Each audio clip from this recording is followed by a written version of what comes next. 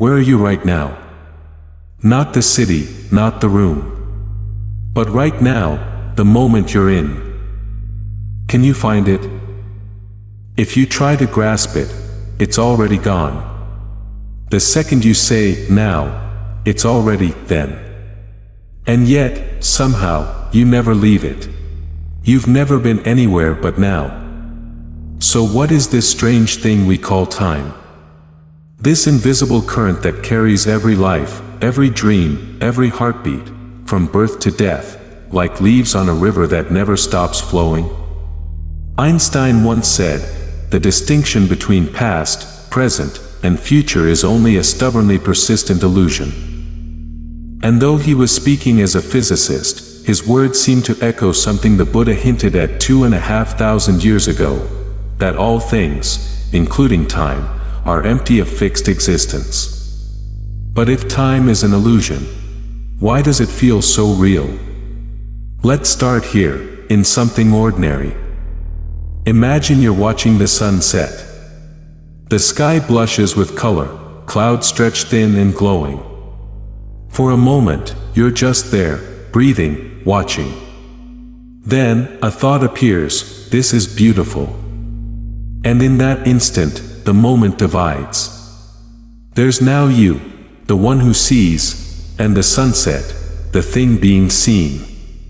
And behind them both, quietly ticking, there's time, the sense that this beauty is already slipping away. You reach for your phone, maybe take a picture, trying to keep it. But the act of keeping only reminds you that it's passing. And so the more we hold on, the faster it seems to go. That's the paradox of time. The tighter we grasp it, the less we have. In physics, time is woven into the fabric of space, what Einstein called space-time. It bends, stretches, slows, and folds depending on where you stand, how fast you move, how massive the world around you is. From the point of view of relativity, there isn't a single universal now. Every observer has their own slice of reality, their own timeline. Two people can see the same event, yet disagree on when it happened, and both be right. It's as if the universe is a vast, four-dimensional painting, already complete, past, present, and future coexisting in a single, silent whole. We don't travel through time, we unfold through it, revealing one frame after another, like moving a flashlight slowly across a still landscape. But this raises a deeper question. If the future already exists, and the past never really leaves, what is this thing we call the present? In Buddhist thought, the present isn't a point between past and future, it's the only reality there is. Time, from this view, isn't a line but a mirage, a projection of mind. When we remember, that's thought. When we anticipate, that's thought too. Even the idea of now, that tiny that we cling to, is a concept. What's real, before thought names it, before the mind divides it? Notice your breath right now. Inhale. Exhale.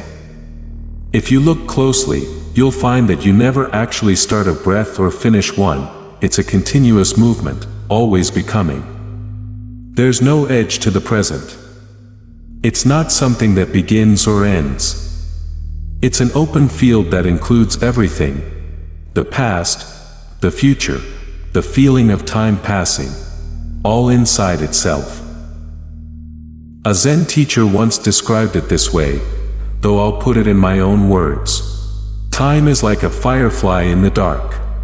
We see its light flash on and off and believe it's moving. But maybe the light never moves. Maybe it's our mind that flickers. Einstein and the Buddha were born in worlds that couldn't have been more different, one steeped in mathematics and reason, the other in silence and meditation. Yet both seem to whisper the same mystery. The flow of time is not out there.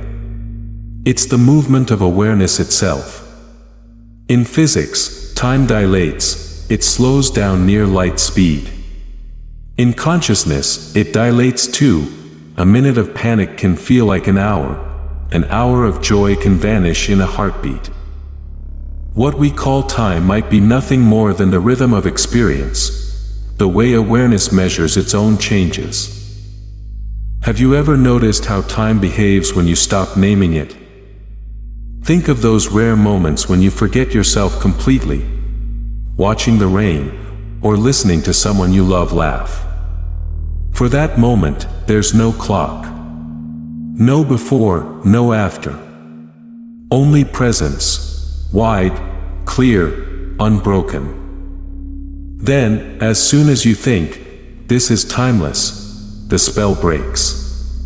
Because the thought belongs to time, awareness itself does not. Western science tells us that our brains construct a sense of temporal flow, stitching together sensory moments like frames in a film, creating the illusion of motion. But consciousness, the screen on which the film plays, doesn't move. It's always now. This isn't something to believe, it's something to notice. Right now, as you listen, this voice, these words, they seem to arrive one after another. But the hearing of them happens in a single, seamless awareness. There's no gap between sounds, only the illusion of sequence. The mind experiences the movie of time, but the screen is eternally still. If that's true, if the present never ends, then death itself might not be what we think it is. Einstein once wrote a letter to the family of a friend who had passed away. He said, "He has merely preceded us a little." For us believing physicists, the distinction between past, present, and future is only a stubborn illusion. Perhaps what he meant was this, that life and death are two names for movements within the same unbroken whole. That from the view of the timeless, nothing ever really goes away. It only changes appearance, like clouds rearranging in the same sky. In the stillness beneath time, all things are already home. And yet, even knowing this, we live inside the story of time, waking, working, aging, dreaming. We mark birthdays, mourn anniversaries, chase deadlines. There's a beauty in that too.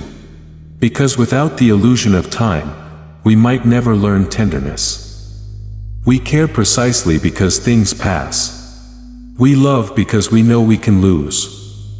Maybe the point isn't to escape time, but to see through it, to hold both truths at once. That everything changes, and that nothing ever truly leaves. To live as if every moment matters.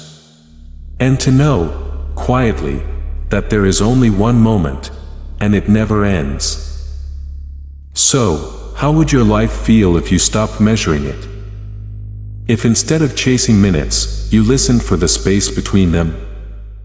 What if you lived not in time, but as time, the unfolding of presence itself? Maybe then, you'd find that you were never running out of time. You were only running away from the stillness that contains it. And that stillness, that simple, silent awareness you feel now, has never aged, never begun, never stopped. It's been here since before you were born. It will be here long after your thoughts fade. It's not in the moment, it is the moment. So, next time you find yourself racing the clock, take a breath. Feel the pulse in your chest, steady, ancient, unhurried. The past is memory. The future is imagination. And what you call now is not a point between them, but the field in which they both arise.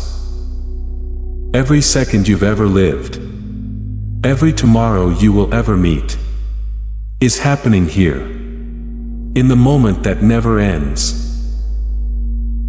Thank you for listening. This has been what we are.